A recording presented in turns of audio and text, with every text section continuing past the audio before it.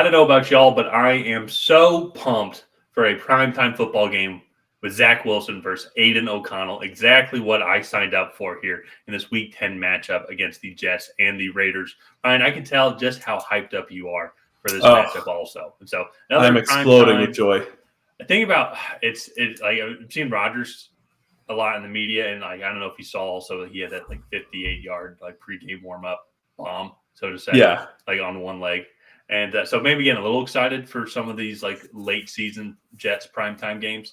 But definitely looking forward to watching some good Jets football because it's so disappointing too because his defense is so good.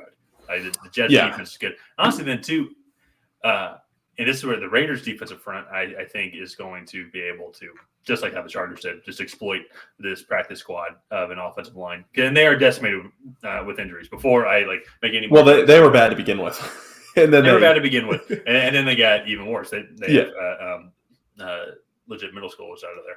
But anyways, they're going to be able to just destroy. And in all seriousness, before I make any other jokes, I think Zach Wilson has improved relative, and like we've seen him, I think, making the right strides forward.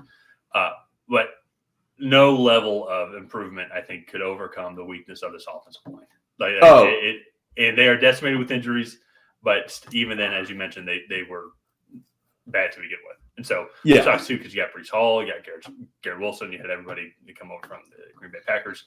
And I think Max Crosby is just going to have an absolute field day this week against this Jets offensive line. But at the same time, though, I can say the exact same thing about the Jets defense against Aiden O'Connell. So I think that's going to be very interesting. Both these teams are actually very comparable right now. What are your expectations and thoughts kind of for this game and thoughts on the teams as a whole? Well, the most surprising thing to me is the Jets are 500 and the Raiders are almost 500, which is just kind of crazy to think about with kind of the shocking season, like Aaron Rodgers getting hurt in week 1. Josh McDaniels was fired for the Raiders. Like, the fact that these teams are still in playoff contention is actually a little crazy. Yeah. So, have you heard about those stories? I haven't. I don't know if I want to. I actually like Josh McDaniels from like being a Patriots fan. But I've heard they're not good. So. Everybody roasts Ryan in the comments for saying that he likes Josh McDaniels, and so from what I've heard before, it's like he was very well liked in New England. He was not well liked in Denver when he was the head coach there. So I'll have to look up some of the stories. I'm not sure what all has really happened. Well, that's what when you're winning football games, everybody loves you. When you're losing football games, then they all hate you. So, but it definitely seems just as a shift within the Las Vegas Raiders locker room. And I mean, there couldn't have been a better bounce back game after you fire your coach and you go through that kind of emotional drama and then go play the New York Giants. So I think this will be a much more tougher test, I would say, for this Raiders team to bounce back, especially offensively going up against this Jets defense. Jets defense, like, if we're being completely honest, the Chargers didn't really have that great of an offensive performance. No, it's just the Jets. They gave up 14 points on special teams and defense, I believe. They had a defensive and a special teams touchdown. No, so technically I don't think there was a defensive touchdown, but there was the fumble recovery that then the guy stepped out at the 2-yard line, which then Austin on the next play. So technically, no, it wasn't a defensive touchdown, but in actuality, yes, it was a defensive touchdown. Okay. Defensive led touchdown. Yeah, then the punt return to kick off. And then it was like Kellen Moore and the Chargers were like, let's just run the ball because we know they can't score on us at all. So that's going to be that's just going to be the unique strategy, I feel, for this game, is which of the inexperienced quarterbacks is just going to make the less mistakes. I have a feeling Aiden O'Connell is going to be in a better situation just because he does have a little bit better offensive line protection. I don't want to say he has more weapons around him because I like Devontae Adams, Jacoby Myers more than Garrett Wilson and Alan Lazard and Randall Cobb and company. But it's like it's not that big of a difference. Breece Hall, Josh Jacobs, I would take Breece Hall. It's really just going to come down to their protection. I mean, that really is it. Neither of these offensive lines. Raiders' offensive line is okay. Jets' offensive line is non-existent. Yeah, so, but I would give the pass rush edge to the Jets. Yes, I do agree with that. Because outside of Max Crosby, they don't really have any true like pass rush generators. Like Tyree Wilson, they just drafted. I don't think he's having quite the rookie season they had hoped, but he's still not a complete stiff up there. Yeah. And so Chandler Jones, I don't think is on the team anymore. No, right? that was very dramatic. Yeah, he was. That was very dramatic.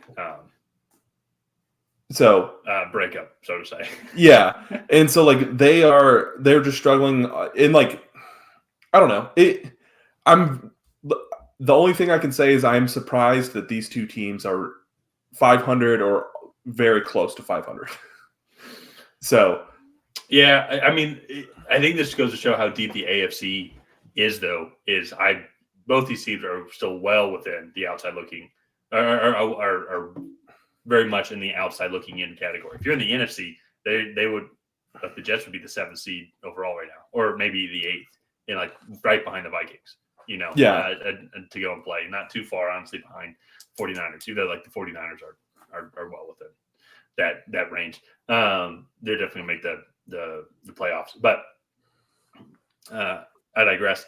But when it comes to breaking down this game, it's like we could pull up the different stats, like offensively and defensively, but it's just like it's like the Jets aren't going to be able to exploit too much of the Raiders' weaknesses in the passing game. They're just going to have to hope for some explosive plays.